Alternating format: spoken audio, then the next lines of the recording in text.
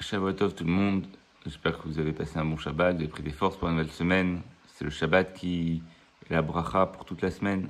Donc, c'est important de retrouver ses forces, d'étudier pendant le Shabbat, de se reposer, de profiter avec sa famille pour que tout le monde puisse passer une semaine agréable. On avait vu les deux précédents shiurim, la définition de la galoute, comment sortir de la galoute.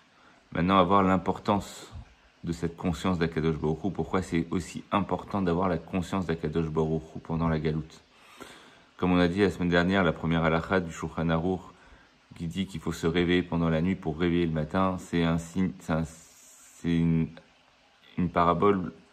On peut le comprendre comme une parabole disant qu'il faut se réveiller de sa torpeur pendant la galoute, réveiller la conscience d'Akadosh Baruch Hu pour ramener sur soi la Géoula.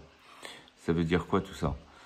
Ça veut dire que si on ne travaille pas ce da'at-là d'Akadosh Baruch Hu, cette conscience-là maintenant, aujourd'hui, il se peut, chas v'shalom, que quand la Géoula va arriver, on va pas s'en rendre compte.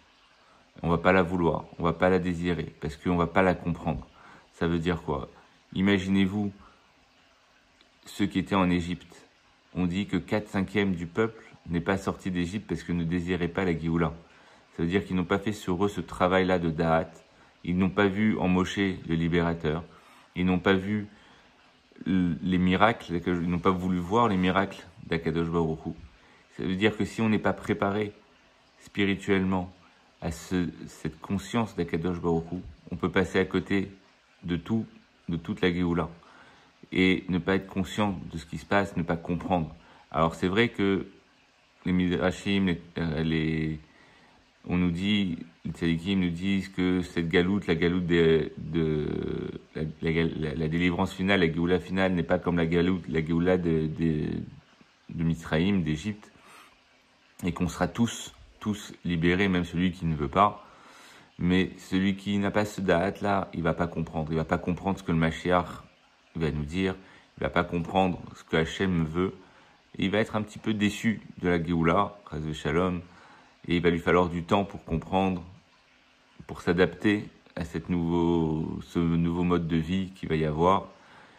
Et donc, commençons dès aujourd'hui, demandons à Kadosh Baruch Hu qui nous donne du da'at, de la conscience d'Akadosh Baruch Hu, de sa présence. Demandons à Kadosh Baruch Hu qui nous aide à voir, qui nous aime, qui nous donne tout ce qui nous fait, que c'est tout, c'est que pour le bien, que personne ne peut nous faire du mal si Akadosh Baruch Hu, ou du bien même, si Akadosh Baruch Hu ne l'a pas décidé avant. Tout ça, c'est du da'at d'Akadosh Baruch Hu, savoir que c'est lui qui dirige chaque instant de notre vie, tous les mots qui sortent de notre bouche, c'est lui qui décide s'ils vont sortir ou pas.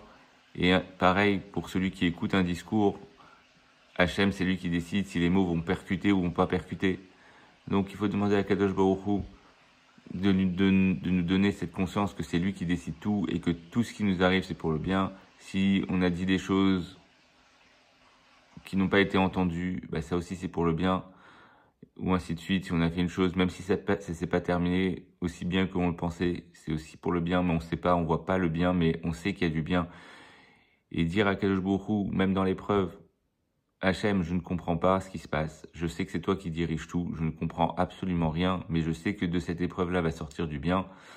Et c'est ça, les épreuves, elles existent. Il faut savoir que sans galoute, sans exil, il n'y a pas de Géoula. Et la Géoula, elle va être à la mesure de la difficulté de l'exil. Plus l'exil a été difficile, plus la Géoula sera grande. Et là, Dieu sait combien cet exil a été long et difficile, combien nous avons perdu de personnes, que ce soit physiquement, spirituellement, par la longueur de cet exil. Et la Géoula ne peut être que magnifique, énorme, mais il faut se préparer à ça pour pouvoir l'apprécier pleinement. Je vous souhaite Shavua Tov, à la semaine prochaine.